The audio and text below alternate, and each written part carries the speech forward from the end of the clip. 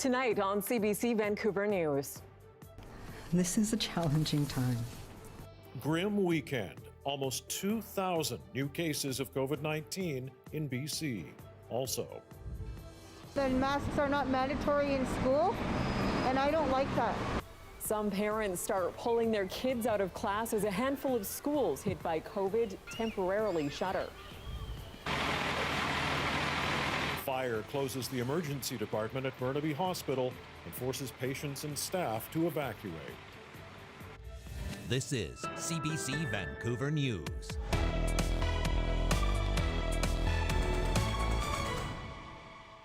Good evening. It was another dire weekend for BC's COVID-19 situation. Cases are still steadily rising right across the province. The following numbers are for the past 3 days, and sadly they include another 9 deaths, which is the highest 3-day tally since April. BC's death toll now stands at 299. Hospitalizations are up to a record high of 181, with 57 people in intensive care. There are also 11 new healthcare outbreaks and 52 ongoing across the province. Active cases are now also at the highest we've ever seen, with nearly 6,300. However, the number of people under active public health monitoring is now just under 11,000. That's down very slightly from Friday's update. There were 1,959 new cases over the past 3 days, including a single-day record of 659 from Saturday to Sunday. And once again, the Fraser Health region accounts for the bulk of those cases, 69% from today's update. Now, time and time again, masks have been the hot-button issue with Dr. Bonnie Henry, and today was no exception. Let's bring in our Zara Premji live now with more. And Zara, on the weekend, we saw a petition gaining steam asking for a mask mandate in BC. So does Dr. Henry have anything to say about this, or a new take on masks? Well, in the simplest of ways, the new take answer is no. She says masks have proven effective and we do need to wear them, but she'll not be making a provincial mandate. And here's why. She says businesses like retail locations should have this as already part of their plans. She says that is enforceable in a business, and it is the onus on the business to make sure masks are available and people understand the rules within their businesses. She says her key message is mandating masks won't prevent people from roaming around without them. She says we as a province need to actually understand the necessity of a mask and wear it. We have a number of things that we do of personal behaviors, like cleaning your hands. For me, that is the perspective that we're taking from a provincial level. It's not us, it's not me who can find somebody. That's not what's going to make a difference here. What's going to make a difference is that people know clearly the rules and the situations that they're going into. She says a mask in an outdoor setting like going for a walk on a crowded street or a jogger running by is not a risky situation for transmission. So Zara, let's talk about the good news now, with the word of another company saying it has a vaccine that is promising when it comes to COVID-19. What did Dr. Henry have to say about the impacts that could have on us here in BC? Well, Dr. Bonnie Henry says it's exciting news to hear there might be these 2 vaccines available very soon. And we as a country do have a contract with both companies, which means plans are already being put in place on how to get it here and soon. What we are planning for is early in the next year, in the new year, to be able to start distributing that vaccine. I am confident, by this time next year, we'll have vaccine available for anybody in British Columbia. She says there's no details yet on who will benefit the most from the vaccine, but she knows it's going to make a difference. She says it doesn't mean stop washing your hands, but it will protect those most at risk. Now, on the topic of the future, we will also be hearing from both Henry and Health Minister Dix again on Thursday, where Minister Dix says we can expect to hear how the November 7th restrictions have gone, and new restrictions could be coming based on that. Tanya, Mike. All right, Sarah, thanks very much. And despite worries and criticisms, it would appear more parents have gradually come to accept the province's handling of the school restart. According to an Insights West poll, support from parents is up 12% from September, and preferences on how students are taught has flipped. The majority now prefer in-person learning versus a mix of online and in-class instruction.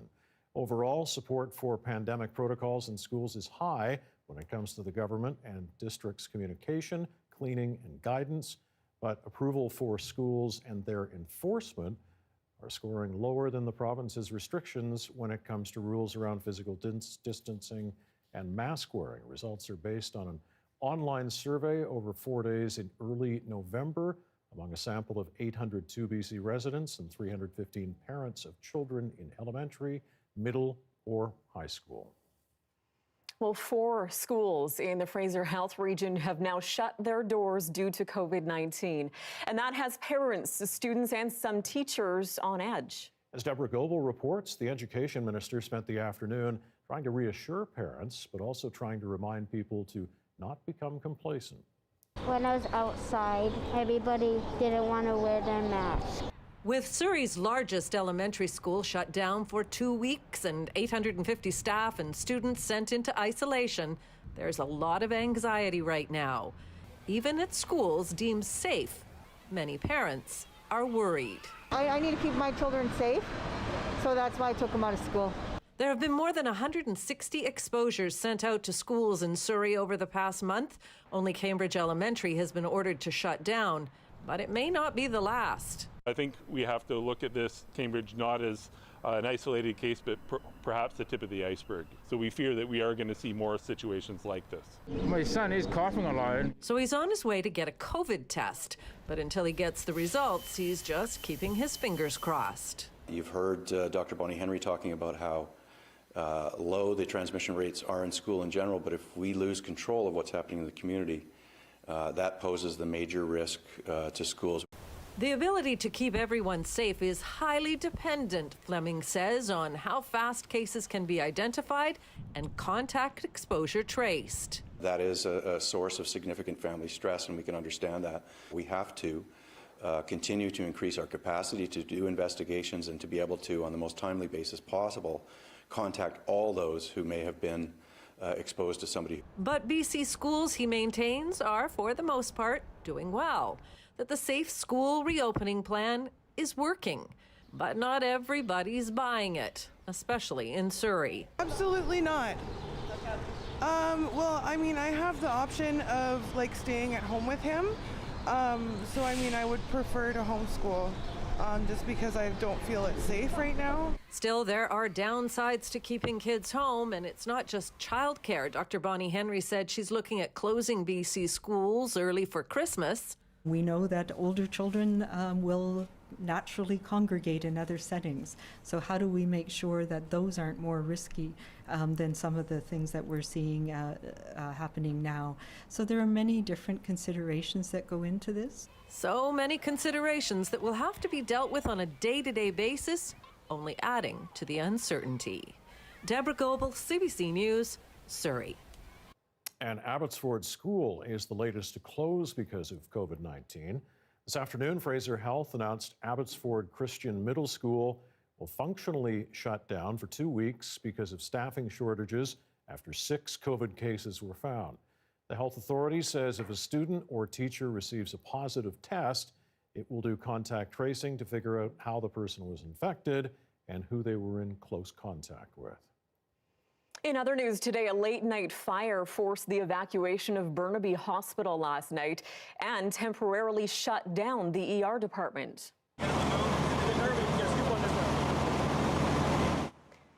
Those flames broke out on the second floor of the hospital's north wing around 10:15 last night. 17 trucks and 58 firefighters from the Burnaby Fire Department showed up. Dozens of patients and staff were left standing out in the cold as crews responded.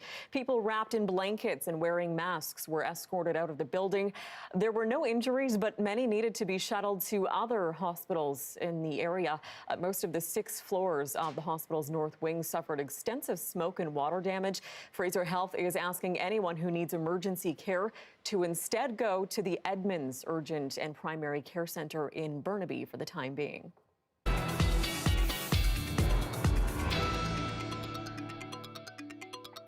Amy Bell in for Johanna tonight with our first check at the forecast. This really felt like a November day. It was a very November-y Monday.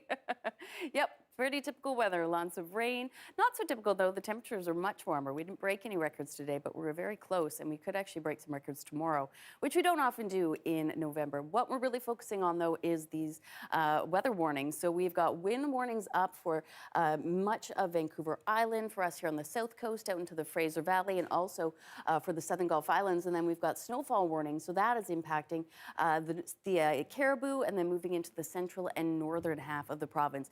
These warnings are all for tomorrow, though we are seeing some snow falling tonight for those mountain passes. The winds will really ramp up overnight and peak tomorrow morning, and then they'll ease right off. So sort of around 9 o'clock tomorrow morning, we really see them amping up. Over the water, the Strait of Georgia or the Harrow Strait, we could see gusts up to about 90 kilometers an hour. So between 60 and 90 is what we're really tracking.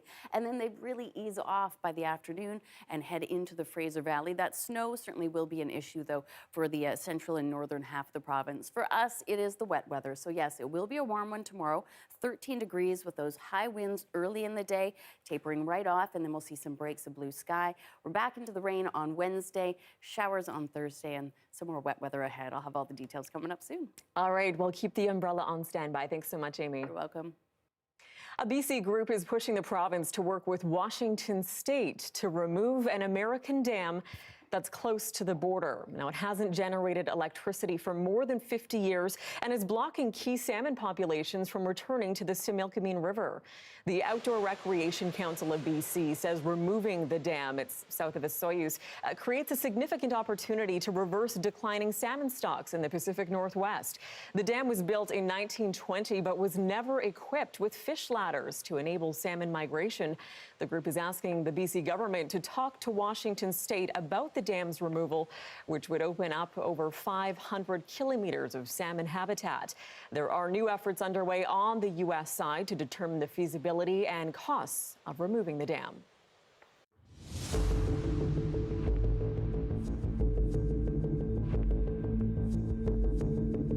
A key RCMP witness in Meng Wanzhou's extradition proceedings is refusing to testify, something Huawei's lawyers see as a positive sign for their case.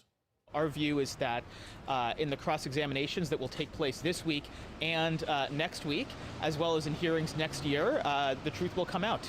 According to Meng's lawyer, retired Staff Sergeant Ben Chang has informed the Crown and defense he won't testify.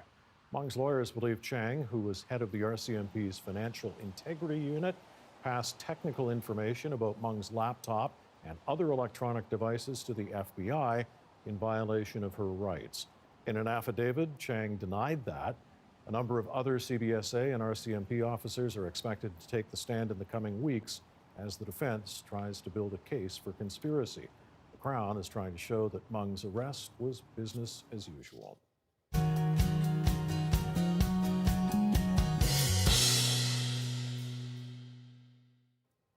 Well, CBC Vancouver is launching a new series today. It's about artists and festivals and how they're adapting so they can continue to share their work and survive during this pandemic.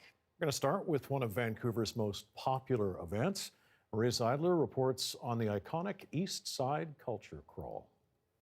In just a few hours, the doors to this temporary art gallery will open. For the artists here, it's one of the biggest moments of the year, a time to finally share their work with the outside world. The impact of the work on some people, like just their expression or their impact, you can see it in their faces when they walk into your studio. That's just so fulfilling. Like, I love that. Pilar Melis is one of hundreds of visual artists exhibiting at the 24th annual East Side Culture Crawl this year. Normally, thousands of people attend the free event. They get a behind-the-scenes look at where and how art is made. But this year, the pandemic has changed all that. Like any other industry, the arts are learning to adapt in the new COVID reality. They're gambling that the changes they make will keep them relevant to the thousands of patrons that support them every year. When we first went into lockdown in early March, that I didn't believe that we would be standing here today having this conversation. The festival prides itself on offering one-on-one connections with artists, but COVID restrictions mean in-person viewings are limited this year and only available by booking online. For some, that's a relatively minor obstacle that's well worth the effort. I think it's important to be able to do what you can. And I really enjoy the culture crawl every year. Otherwise, studio tours this year are mostly available online. The festival says that's helped some artists reach more people than ever, but it's a big change for the audience and the artists who rely on their patronage during the festival. It's funny, when you sell a piece, you always think, how many months of rent is that? Like that's, that's usually how I calculate. I sell a piece, okay, that's 1 or 2 months or 3 months or whatever, and if it's 4 months, then it's like, yeah. Still, organizers say moving the bulk of the festival online will actually have long-term benefits. They say it's just another example of how artists have learned the fine art of survival. Well, the one thing I can say about the arts community, well, 2 words, creative resilience. And I think every single arts organization is going to find a way to move around this pandemic and be able to produce work, present work in whatever capacity. Marie Seidler, CBC News, Vancouver. Yeah. You know, it's interesting. We always talk about the bricks and mortar stores and how businesses are able to survive during the pandemic, but sometimes we forget about the artists where, you know, they do their work wherever they can, and just the resiliency they've been able to show to survive is incredible. Yeah. And everybody doing things differently. Next, one of these is coming up. One of these stories is coming up on Friday, I think it is. Yeah. The Go Ballet, a very famous nutcracker that they do at this time of year. It's coming up on Friday. Can't wait. And just a quick reminder, you can also watch this newscast live on CBC Gem. Well, CBC Vancouver is also on Facebook, YouTube, and Instagram. Well, another vaccine is showing very promising results. In addition to being nearly 95% effective against COVID-19, it's easier to deliver than the other one. We'll tell you why next.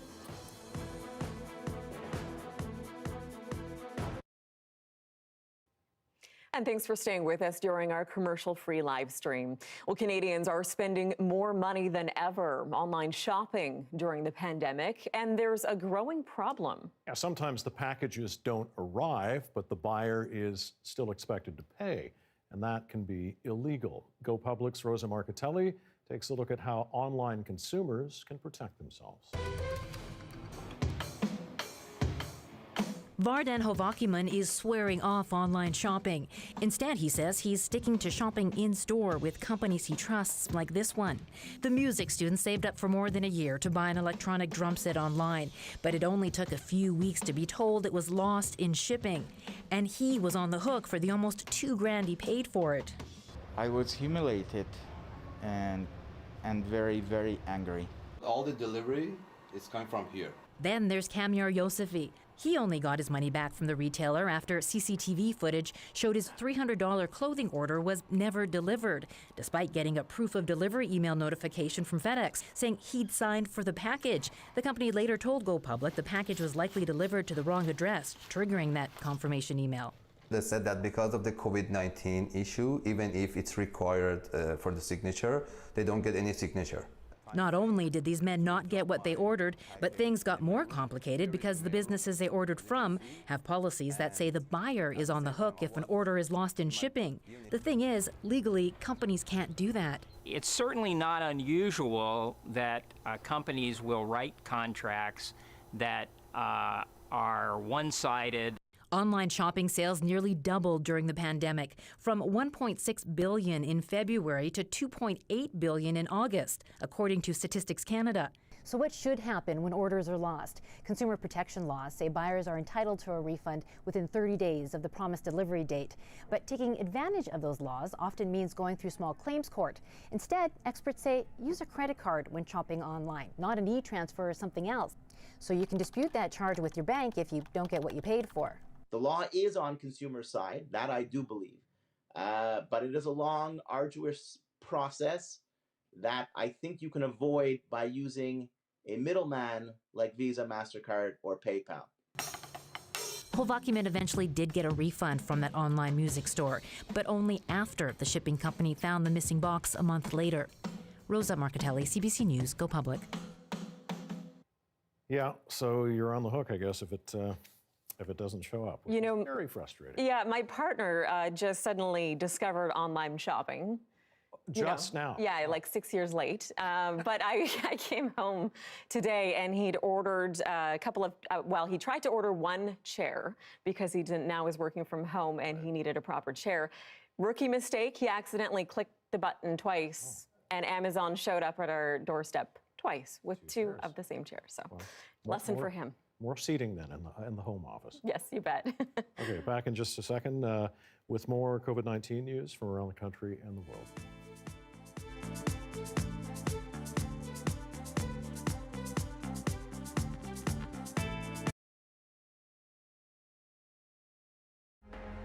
We were looking forward to seeing you at our open house, but things are different this year. Last year, we raised more than $1 million for local food banks across BC. We're not going to let 2020 stop us. It's great to see you. Especially at a time when the food banks need support the most. I'm so glad you asked. Join us online and on Radio 1 for CBC British Columbia's Food Bank Day on December 4th.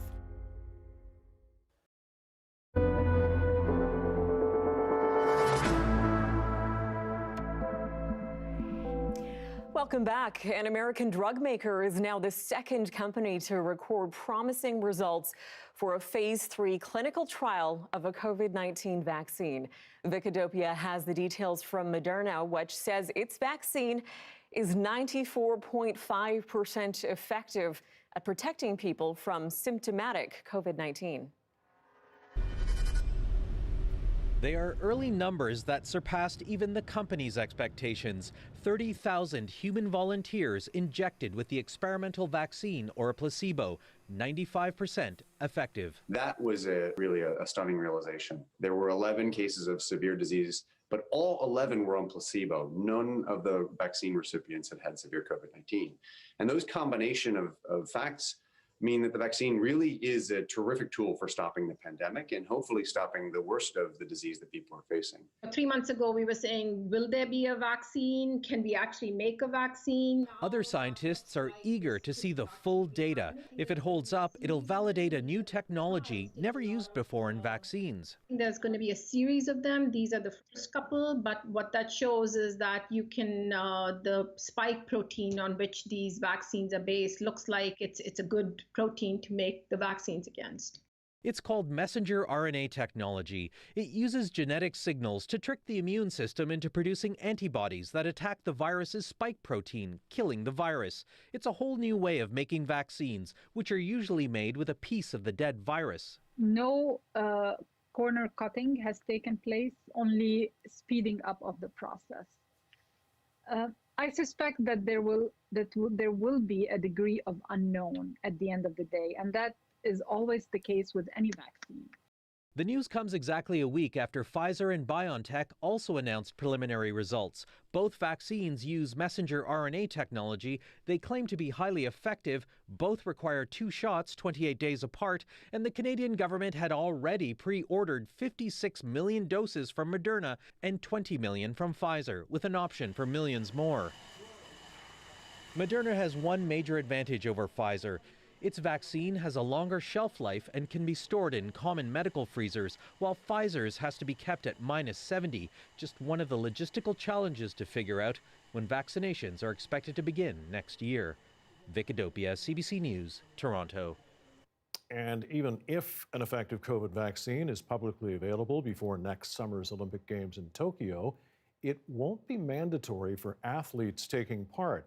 But organizers say they do have the option of making it mandatory for spectators.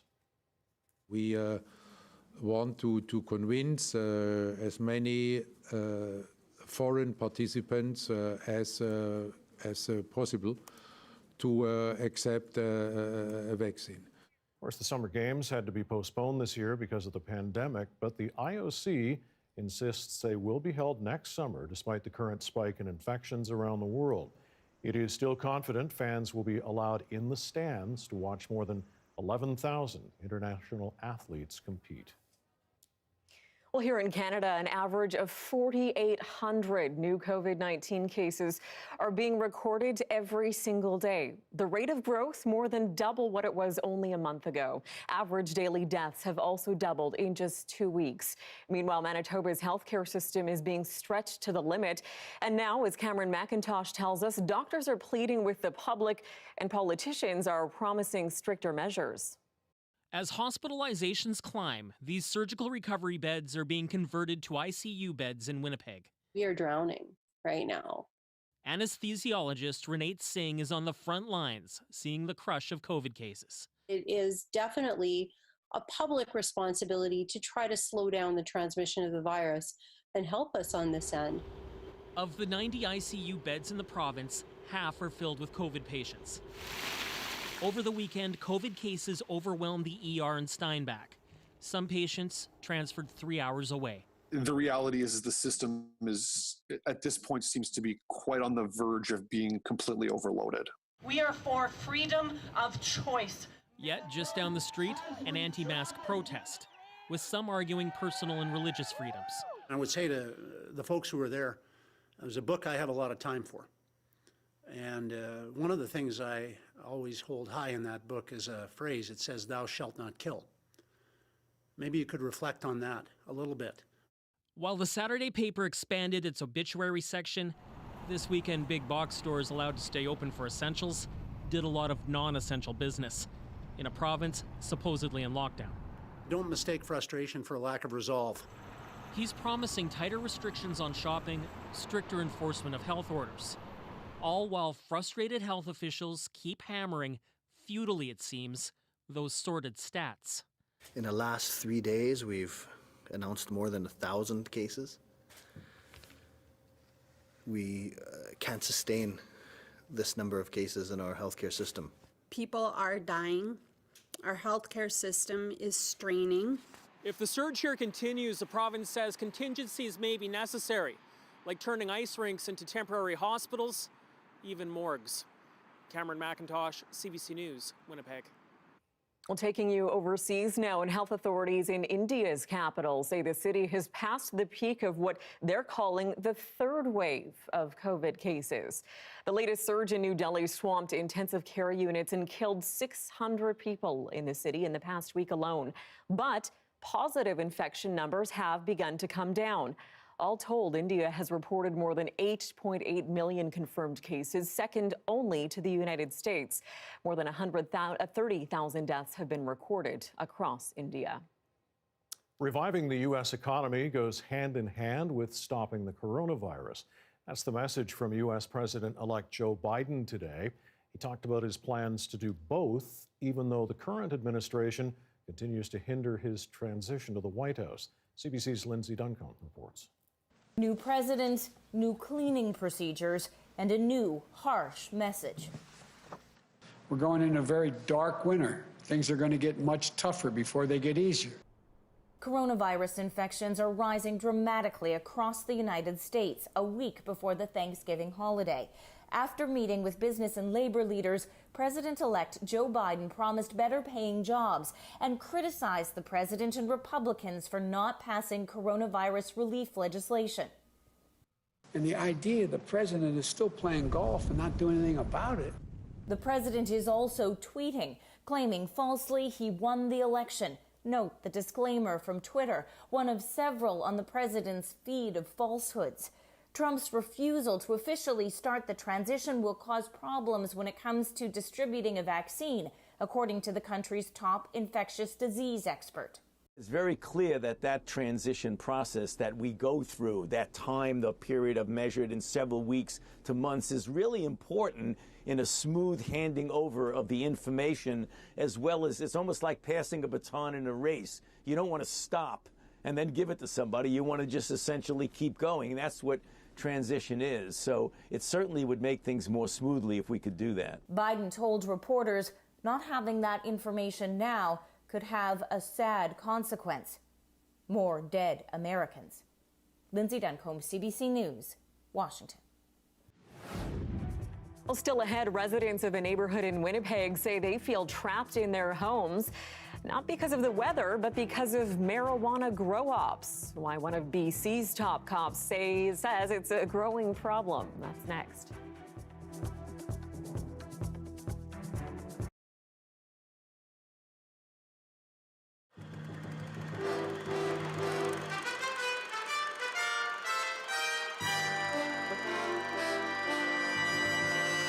People living in British Columbia's most northerly port are facing up to their bleakest weekend in years. First, the Stewart copper mine closed down. Now, the Stewart gold mine has folded. Reporter Eric Rankin tells us how a once prosperous community is on the brink of becoming a ghost town. 7 a.m. near the BC-Alaska Panhandle border. A busload of miners arrived from Stewart, 40 miles away. They dress for one of their last trips into the Scotty gold mine. In a few days, they'll be out of work. Don't spot, you're going on unemployment.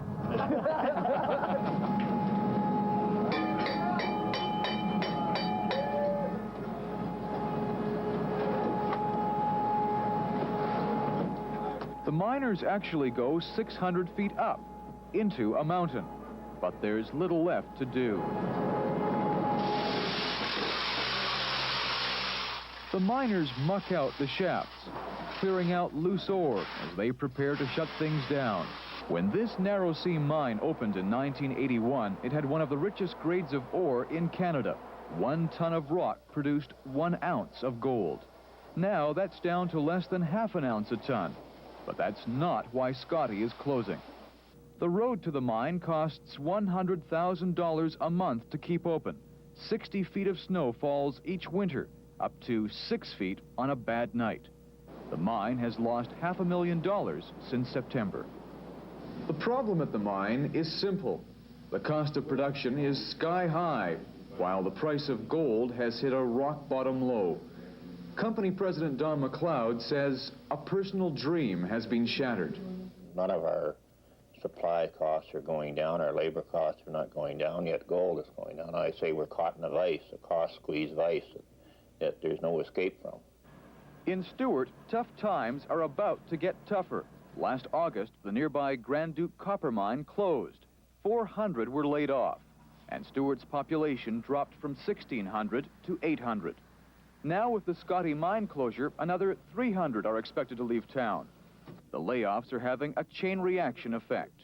Well, I'm the avalanche controller, and as you know, the road is very prone to avalanche conditions, and with the road shutting down, there goes my job as well. Our boss just told us that we wouldn't be hardly in any more work anymore because the mine was closing down and stuff like that, eh? So you're out of a job? Yeah. I'm going to have to move now because the pool will not be opening again. So that's it for you. You've lost your job because of it. That's right.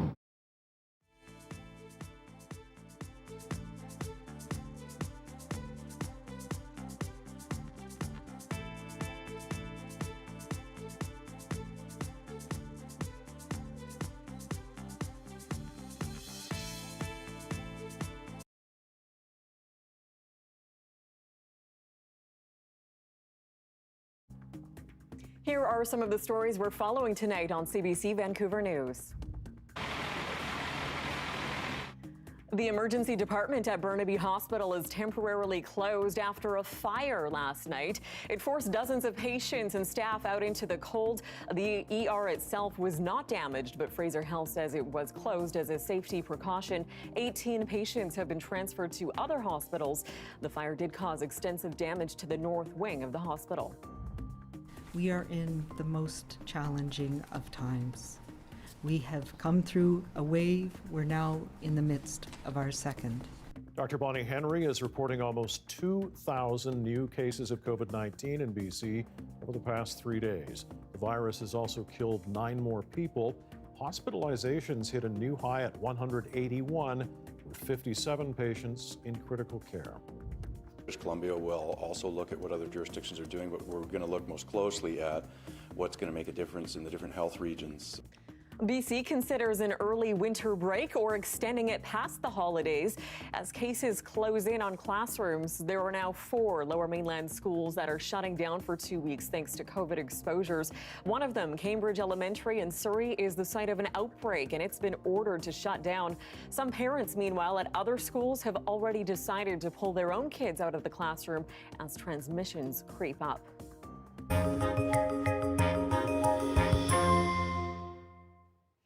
Well, people living in several Winnipeg neighborhoods say they have become prisoners in their own homes. The problems began when neighboring houses were sold and then turned into medical marijuana grow-ops. As Carolyn Bargu reports, it's something police here in BC say they're all too familiar with.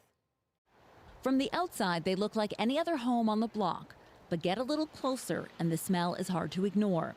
Eddie Callisto Tavares has lived in Amber Trails for 29 years. She started working from home in March because of the pandemic and began to notice what she thought was the scent of skunks hibernating on her daily walks. I started talking to neighbors and they said, well, that is not skunks, that's pots or marijuana. And I said, what? Well, why would it be smelling? And they said, because they're growing it in our neighborhoods. She quickly learned people living in the Maples, Garden City, Sage Creek, Elmwood and Fort Richmond were experiencing the same thing. Their longtime neighbors had moved out, and instead of moving in, the new homeowners turned their houses into medical marijuana grow-ops. You would think that there was a skunk family around every hour of the day. This 74-year-old man says he and his wife haven't been able to sit outside or open a window since the house next door was sold. You can't stand the smell. It's very, very pukey type of smell, like a skunk. He didn't want to be identified for fear his neighbor could have links to organized crime. He says this summer, the man's hydrometer burned off the wall and nearly started an electrical fire. That was a real concern for us because his house could have went up and the houses next door could have went up as well. CBC News knocked on the doors of 36 homes neighbors said had hundreds of plants growing in their basements. 4 of those houses were on one street in Amber Trails. A woman who answered the door at one of those homes said all 4 houses had Health Canada licenses to grow medical cannabis.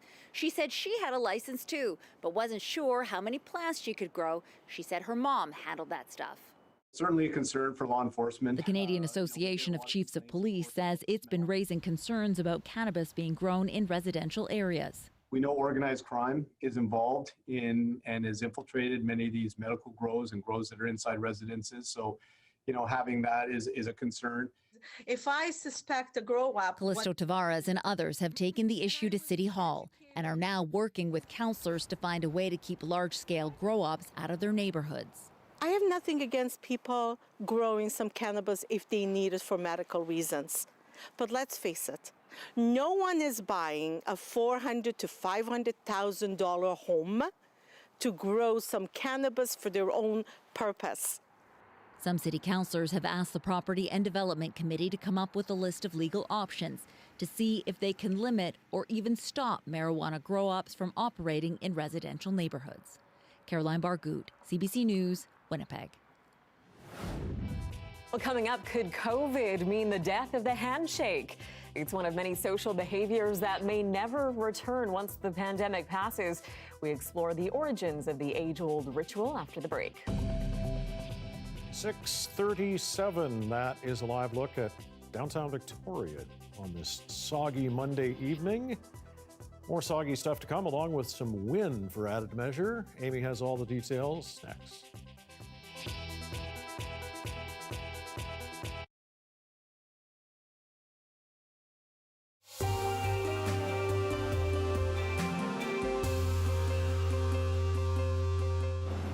Quebec missed its target of reducing greenhouse gas emissions this year. The Legault government plans to meet the objective in a decade, reducing greenhouse gas emissions by 37.5% from the 1990 level in 2030. Quebec would need to reduce its emissions by 29 million tons. For the first time, we have a plan with figures. No new gas-powered vehicles as of 2035. The province will continue to provide fiscal incentives for electric cars. I think that in the next 15 years, we'll probably see the cost of these cars, the price of these cars going down a lot. Quebec wants to boost the production of batteries and speed up the installation of charging stations across the province.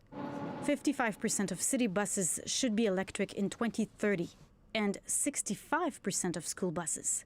Fewer buildings should be heated with oil. The Legault government is also asking major industrial players to go through the cap-and-trade system to compensate for the emissions they can't reduce here. I think it's the right choice we make to put positive incentive instead of negative incentives.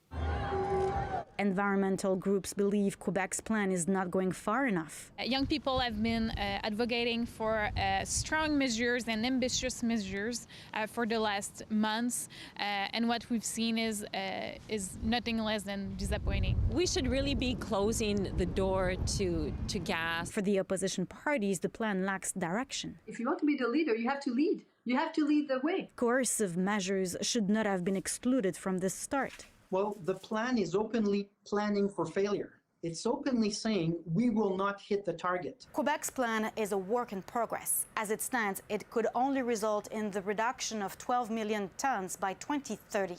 That's about 40% of the effort required. This is why Premier Legault says the plan will be reviewed annually and new actions will be added. Cathy Sonny, CBC News, Quebec City. Diwali is the celebration of good versus evil, knowledge versus ignorance, and light versus darkness. But this year, Diwali is more about survival.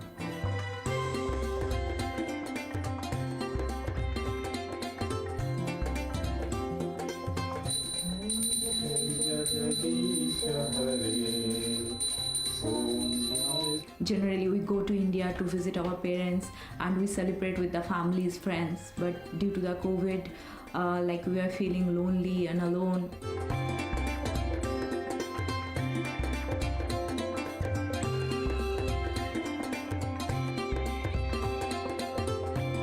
They get to see us, and there is some kind of connection between all of us.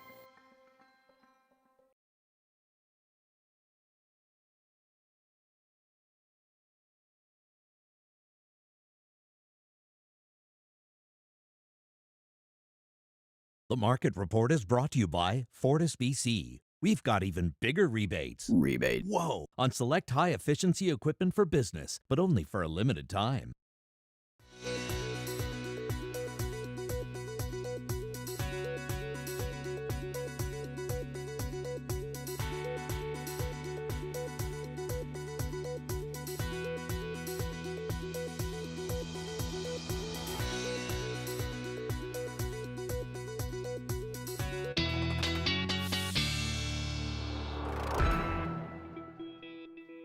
And Amy Bell is back now with another look at the forecast. And Amy, we managed to get away on the weekend with a couple of dry and even sunny breaks. Yes. But I feel like you're here to give us bad news, not good news. You know what? There is some breaks of blue sky heading our way. But first we have to get through a very stormy evening, or actually not evening, overnight and early tomorrow morning is when we're going to see the main event arriving. And there's this wind that we've been talking about all day. So we've had wind warnings up for tomorrow. Early tomorrow morning, we will see the system coming up from the south. It'll make its way overnight, and ahead of that system, we'll see these winds picking up. And tomorrow morning, later in the morning, we could see gusts up to 90 kilometers an hour. For most areas, peaking out around 60.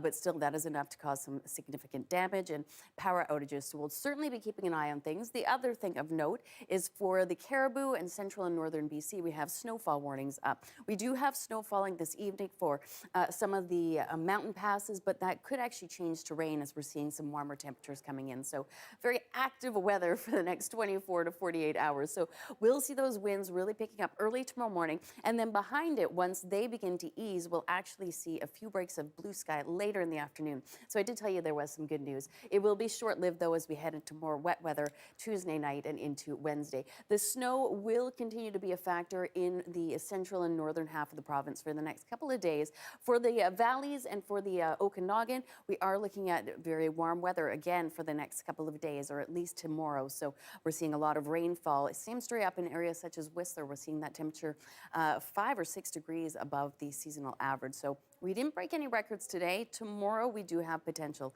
and we don't typically see that in November. But the wind is the main story tonight and tomorrow, and then snow for other areas of the province. As I mentioned, we're seeing these windfall warnings up all along Vancouver Island, and this system coming up from the south, so it'll hit the west side of Vancouver Island first before it moves over to the south coast. But look at that, 13 in Abbotsford, 8 in Whistler, so very mild. Prince George, you'll have just a few flurries, looking at showers and 12 degrees in Kamloops, lovely for Williams Lake, and unsettled weather for Kelowna and for Cranbrook. You will see a few showers, and then we'll see some breaks of blue sky. But certainly we need to just brace for the winds for tomorrow, and hopefully by the noon hour, we'll see things settling down, and then we do head into a very wet stretch for the rest of the week. Oh boy. All right. Thanks, Amy. You're welcome. Well, many behaviors have had to adapt during the pandemic, including the handshake. Some medical experts have even suggested we end the germ-spreading greeting forever. But it begs the question, why did we even start doing it in the first place? The Early Edition columnist Yute Lee explores the history and the future of the millennia-old ritual. This is Norway's Prime Minister Erna Solberg asking the country to stop shaking hands to reduce the spread of COVID-19. Makes sense. But as soon as she finishes her speech, what happens? She goes for the hand. Come on. And others have made this mistake too, like Angela Merkel and the Dutch Prime Minister, Mark Rutte. Now, politicians contradicting themselves, not exactly a story, but I think there's something else going on here. I think there's a very good reason why we can't help but shake hands. During the pandemic, we've heard about the essentials, groceries, walking, tigers. I want to talk about everything else, what we've deemed the non-essentials.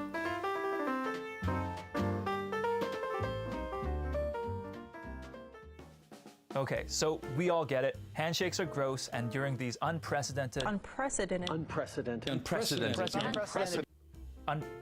times, not shaking hands is a very good idea. In fact, many have suggested that this pandemic might be the end, the death of the handshake. But I've noticed something. As we all decided to stop shaking hands, we've turned to alternatives, like the elbow bump or the Wuhan kick. We're not getting rid of the handshake, we're just replacing it. So to me, there's clearly a bigger reason behind the handshake. And that's what I want to understand, the why. Why do we shake hands? Well, it turns out that's a very complicated question. If you look into the history of the handshake, you'll find that nobody knows exactly where it came from.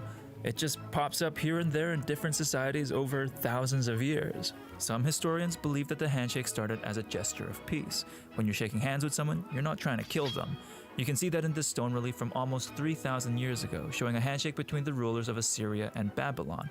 Notice that their hands are touching each other, not their swords. But for the followers of Mithras in ancient Rome, the handshake was an important ritual of initiation, which showed you belonged to their secret order. Hop over to medieval Norway, and the handshake, or hand fasting, was recognized in the law for closing sales contracts and oath-taking. Then fast forward to 17th century England, where the Quakers used the handshake as a friendly greeting, an act of defiance against more traditional hierarchical greetings like the bow, the hat tip, or the curtsy, which were expected at the time. All that messy history has left us today with a messy gesture. The handshake actually means a lot of different things. It depends on who you are, where you are, and what you're doing. When you walk across the stage at your graduation and shake your professor's hand, that's a different handshake to the one you give after coming to a business agreement. The casual handshake you give your friend means something very different than the much more formal handshake you might give at a job interview. It's like a body language chameleon. A version of the handshake exists for just about any social situation. And the handshake isn't just versatile, it clearly holds a lot of significance. It can be ceremonial and very symbolic. We expect our world leaders to do it, our athletes. It marks historic events, partnerships, peace and way too many photo shoots. On the other hand, not shaking hands can have serious consequences.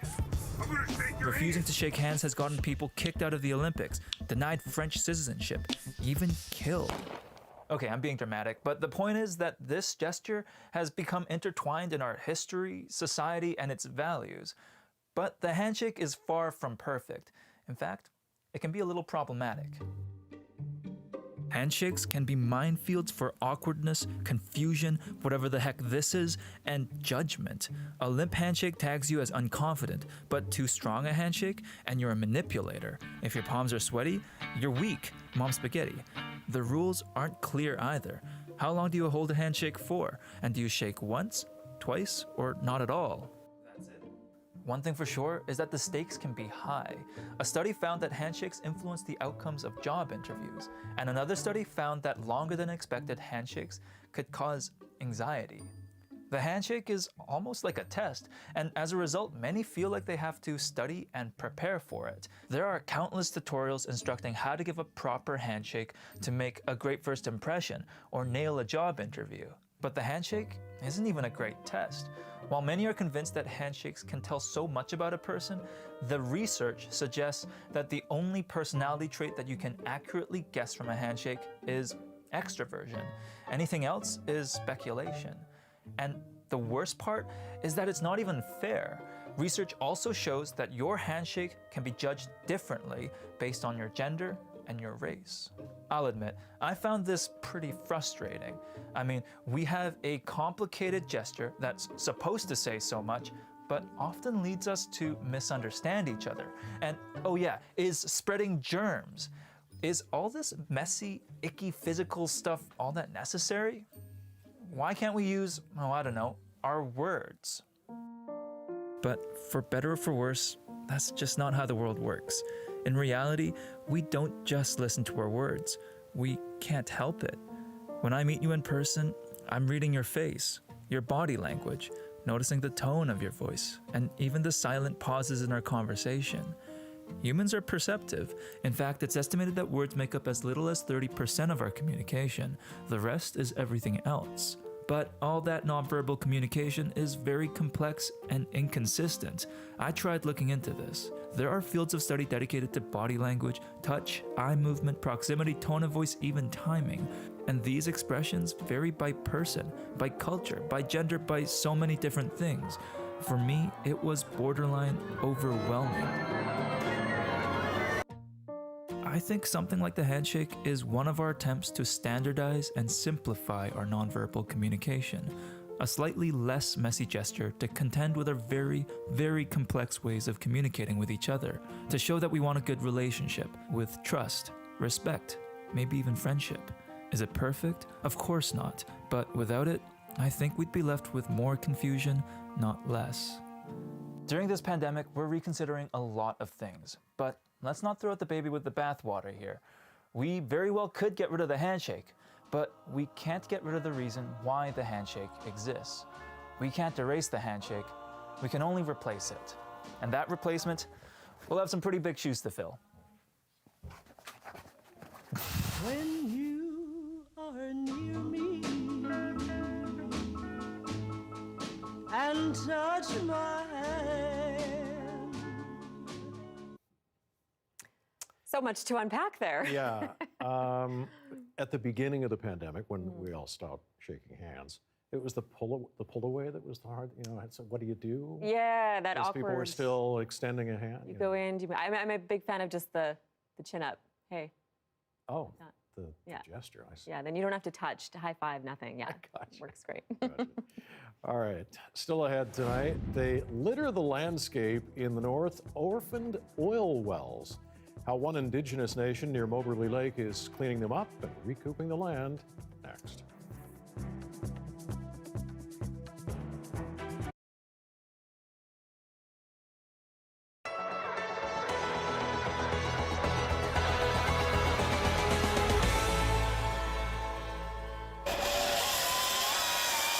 Bruce Colpitts harvests wood on family land in Shannon. They cut their own saw logs, he says, because selling them to a harvesting contractor would barely cover the cost to maintain the woodlots until the trees are ready. The price today for selling his fir logs directly to the mills is $60 a ton. 20 years ago, it was $80 a ton. Any hope that this year's North America-wide spike in lumber prices would translate to increased prices for logs here have been dashed. If you look south to Nova Scotia, you'll see that same product going to the same kind of a mill, putting out the same dimensional lumber, selling what I assume to would be similar marketplaces, is between $80 and $90 per ton. Colpett says woodlot marketing boards used to be able to bargain with mills to ensure individual members could secure a better price for their wood, but the mills now just bypass the boards. New Brunswick woodlot groups have long claimed the availability of large amounts of crown wood keeps prices for their wood down, while the price the province charges the big forestry companies for those crown trees is based on the price paid for trees from private woodlots. What's more, the woodlot groups claim there's a two-tier system that's keeping the sale prices low, while harvesting contractors with established relationships with the mills are getting premium prices. The information about these higher rates, they claim, isn't being shared with the New Brunswick Forest Products Commission, the panel that gathers the data to set the price of crown wood. What we have said in this report today. In her October report, Auditor General Kim Adair McPherson said the province has improved the way it gathers information on private tree sales. Her report notes, however, that timber price records from a group of about 200 harvesting contractors is largely missing. Only 20 to 30% of them respond to surveys sent to them by the Forest Products Commission. The province responded by saying it would improve data gathering from contractors. The Forest Products Commission said its study accurately reflects private tree prices in New Brunswick. Connell Smith, CBC News, St. John.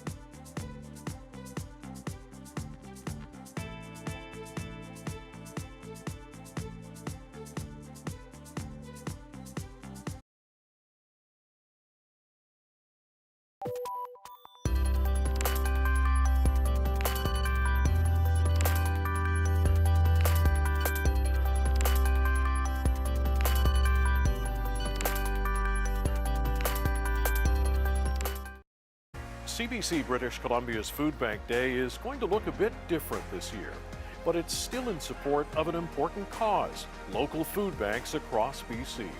Join us online and on Radio 1, December 4th.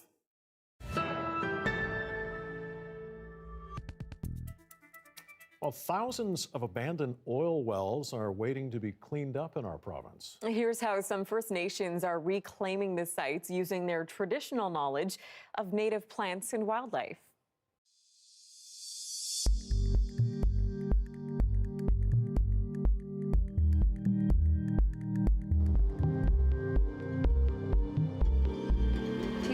Takes us a while to clean them like this. The cranberry hearts.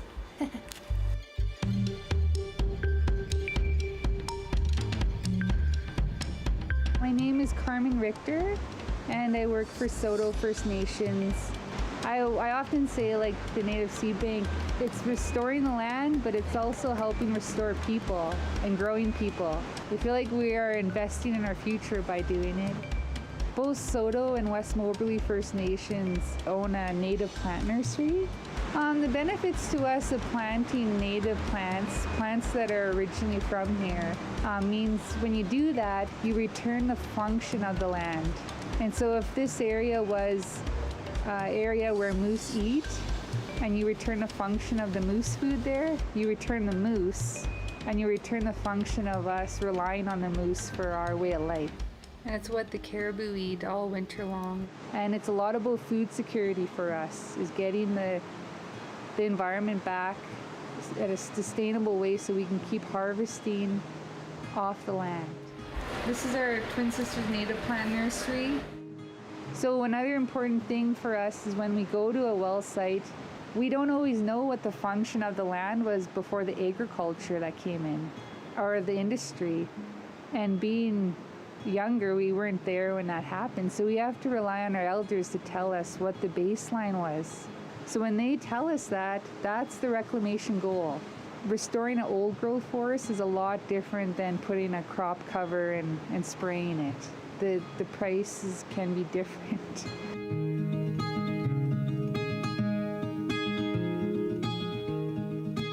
Where all these oil and well gas sites are, my mother-in-law's grown up there, and as a child she hunted off the land. What would make me really, really excited and happy is for her to go with my daughter and say they practice those things again.